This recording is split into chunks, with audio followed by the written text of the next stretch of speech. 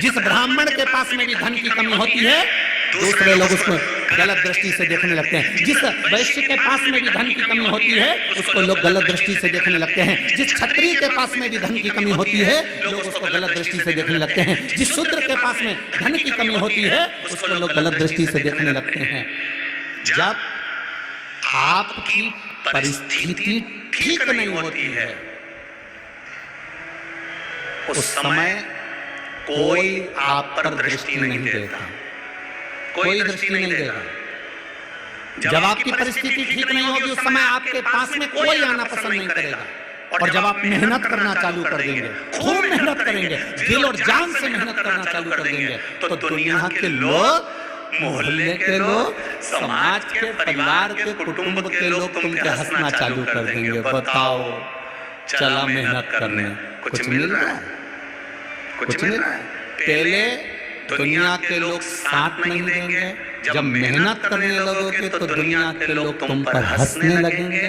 जब हंसने लगेंगे और तुम अपनी मेहनत में आगे बढ़ते चले जाओगे, कर्म करते चले जाओगे, मेहनत में जब तुम सफल हो जाओगे, उन्नति की सीढ़ी पर चढ़ जाओगे, पहले साथ नहीं दे रहे थे, बाद में हंस रहे थे, और जब उन्नति की सीढ़ी पर बैठ जाओगे फिर ये कुछ नहीं करेंगे, तुमसे जलने लगेंगे, ईर्ष्या करने लगेंगे कि ये आगे कैसे बढ़ गया, ये उन्नति की सीढ़ी पर कैसे चढ़ गया, इसकी तरक्की कैसे हो गई, इसका वैभव कैसे हो गया, इसका इतना वर्चस्व कैसे हो गया। तीन क्रम है। जब आप गरीब रहेंगे, जब वैभव नहीं रहेगा, धन नहीं रहेगा, दौलत नहीं रहेगी, तब कोई तुम्हारे ऊपर दृष्टि नहीं देगा, तुम्हें कोई पूछेगा नहीं, कोई तुम्हें जानेगा नहीं, सारी दुनिया में लिफाफा जाएगा, सारी दुनिया में पत्रिका जाएगी, तुम्हारे यहाँ शादी की पत्रिका भी बड़ी मुश्किल से आएगी। साहब देखा है, देखा है।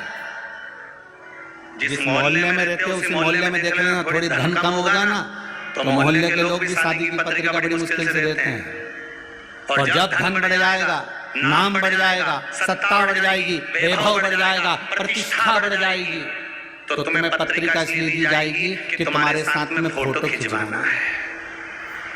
इतनी नाम वाला व्यक्ति आएगा, इतनी सत्ता वैभव वाला व्यक्ति आएगा तो थोड़ा फोटो खिंचाए, पत्रिका दी जाती है। धन नहीं, तुम्हारे पर किसी की दृष्टि नहीं। कर्म करना चालू करा, मेहनत करना चालू करा, तब लोग हंसे, और जब मेहनत कर कर सफल हो गए, उन्नति की सीढ़ी पर चढ़ गए, तो फिर लोगों के हृदय में ईर्ष्या जागृत हो गई, ईर्ष्या जागृत। मेहनत करो, कर्म करो, होगा। कोई कहता है ये बड़ा है, कोई कहता है कि ब्राह्मण बड़ा है, कोई कहता है क्षत्रिय बड़ा है, कोई कहता है वैश्य बड़ा है, कोई कहता है शूद्र बड़ा है। शिव महापुराण की कथा कहती है, शंकर का गुणगान कहता है कि दुनिया में सबसे बड़ा वही है जिसने अपने भजन के बल पर संसार का उत्थान कर दिया, कल्याण कर दिया, जनमानस को भगवत भजन के माध्यम में लगाया।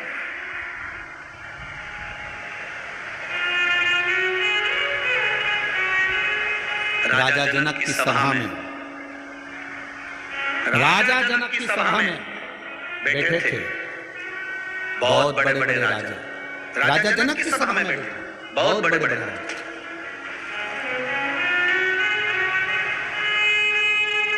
और राजा जनक की सभा में इतने बड़े बड़े विद्वान बैठे हुए थे, बहुत विद्वान लोग बैठे हुए थे, और विद्वानों में भी विद्वान सारे राजा जनक की सभा में।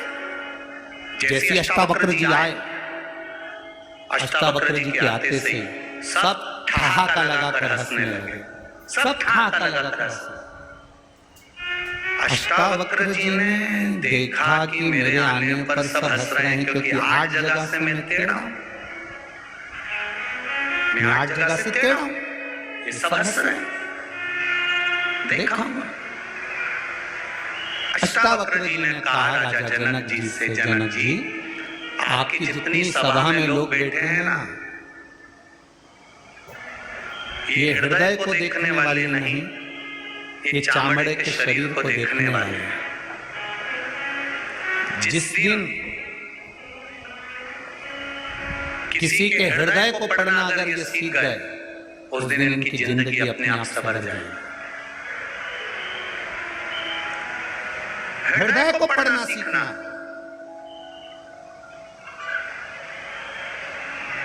मेडिकल वाला डॉक्टर की लिखी हुई दवा पढ़ लेता है। बोलो रे बुरहानपुर वालों, अरे बोलो तो सही ना, हो ना, ठीक है। मेडिकल वाला पर्चे में लिखी हुई दवा पढ़ लेता है और मेरा महादेव तुम्हारे चेहरे को पढ़ लेता है। क्या चाहिए, क्या चाहिए? एक बार पार्वती जी ने शिव जी से पूछा था कि तुम नेत्र बंद करके बैठे रहते हो, इतने सारे लोग तुम्हारे यहाँ आते हैं, जल चढ़ा के जाते हैं, तुम्हारी पूजन करके जाते हैं, कभी कभी किसी किसी को दिख तो लिया करो। शंकर भगवान बोले मुझे देखने की जरूरत नहीं, मेरे 3 नेत्र हैं, 3 नेत्र हैं। तो पार्वती जी बोली तीनों तो बंद रहते हैं, एक नेत्र खोल के बैठ जाओ। शंकर भगवान बोले मुझे नेत्र खोलने की जरूरत नहीं है, मेरे 3 नेत्र हैं।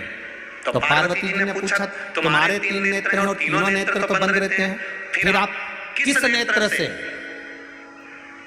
भक्त के हृदय की बात को पढ़ते हो? जरा सुन लेना रे बुरहानपुर वालों, जरा अच्छे से सुनना अश्वत्थामा शिव महापुराण की कथा।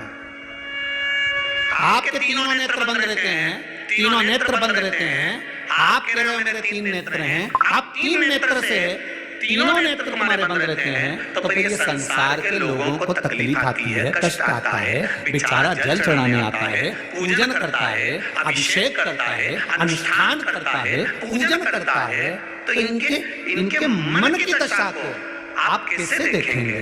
शंकर भगवान कहते हैं मेरे 3 नेत्र केवल मेरे चेहरे पर नहीं है, मेरे 3 नेत्र एक बेलपत्री में भी समाये हैं, मेरे 3 नेत्र एक त्रिशूल में भी समाये हैं, मेरे 3 नेत्र जलाधारी में भी समाये हैं, मेरे 3 नेत्र एक शिवालय में समाये हैं, मेरे 3 नेत्र जब मंदिर के अंदर प्रवेश करता है, देहली चढ़ता है, उस समय पर मेरा दूत मणिभद्र उन 3 नेत्रों से देख लेता है। मैं अकेला अगर नेत्र बंद कर बैठ भी जाता हूँ, तो जब वो बेलपत्री का स्पर्श करता है, स्पर्श कर जब मुझे समर्पित करता है, उतनी देर में तो मैं समझ जाता हूँ कि ये क्यों आया है, किस लिए आया है, क्या चाहता है। उस स्पर्श से समझा जाता है, स्पर्श से। आज भी हमारे रिसर्च वालों ने रिसर्च किया है, मात्र स्पर्श से समझा जा सकता है कि व्यक्ति का व्यवहार कैसा है। स्पर्श से एक व्यक्ति, एक पुरुष एक कन्या को या स्त्री को या नारी को या किसी एक व्यक्ति को अगर स्पर्श करता है तो उससे मालूम पड़ जाता है कि इसकी लालसा क्या है। स्पर्श मात्र से पहचान हो जाती है कि ये चाहता क्या है। बस उसी तरह शिव कहते हैं बेलपत्री का मात्र स्पर्श, जब बेलपत्री चढ़ाने वाला डंडी को पकड़ कर चढ़ाता है, मैं समझ जाता हूँ कि ये कहीं ना कहीं चिंताग्रस्त है।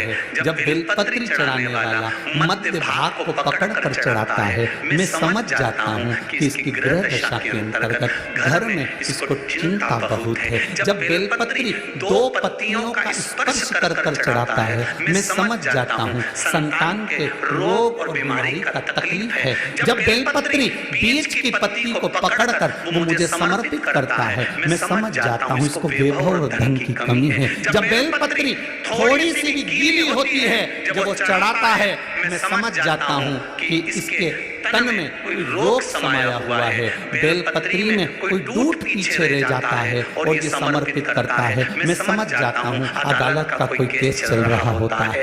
बेलपत्री का मात्र एक स्पर्श तक बता देता है कि बेलपत्री चढ़ाने वाला किस भाव से बेलपत्री चढ़ा रहा है और चढ़ाकर महादेव ने उसको कैसे स्वीकार करा। ये तक हमारा स्कंद पुराण, लिंग पुराण और शिव पुराण बता देता है कि बेलपत्री चढ़ाने का तरीका क्या है। दुनिया के लोगों बेलपत्री का स्पर्श मात्र बता रहा है, स्पर्श मात्र।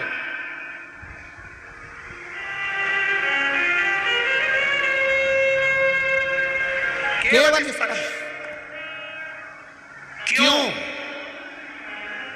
घर के मंदिर में और बाहर के शिवालय में, बाहर के मंदिर में एक अंतर होता है। घर के मंदिर में और बाहर के मंदिर में एक अंतर होता है। घर के मंदिर में जो शंकर का शिवलिंग होता है उसके ऊपर जलाधारी नहीं लगाना पड़ती। क्या नहीं लगाना पड़ती है? देखिए आपने, किस किसने देखी है? हाथ उठा, देखिए आप लोगों ने। वो शिव जी के शिवलिंग पर बूंद बूंद जो पानी टपकता है ना ऊपर से, जलाधारी रखी रहती है। घर के मंदिर में जलाधारी की जरूरत नहीं पड़ती है, पर बाहर, घर के बाहर जो शिवालय हैं, मंदिर हैं, उसमें जलाधारी की जरूरत पड़ती है। जलाधारी की जरूरत पड़ती है।